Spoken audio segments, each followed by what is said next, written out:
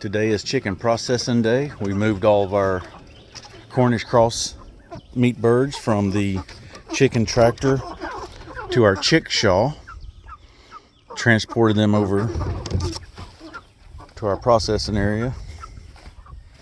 From there, they'll go to our cervical dislocator.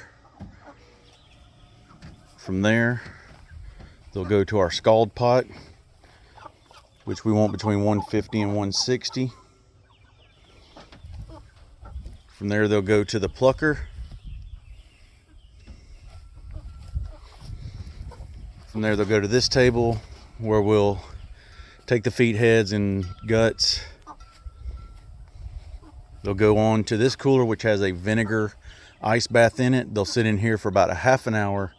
After that, they'll go to an actual just ice water bath where they'll rest for 24 to 48 hours.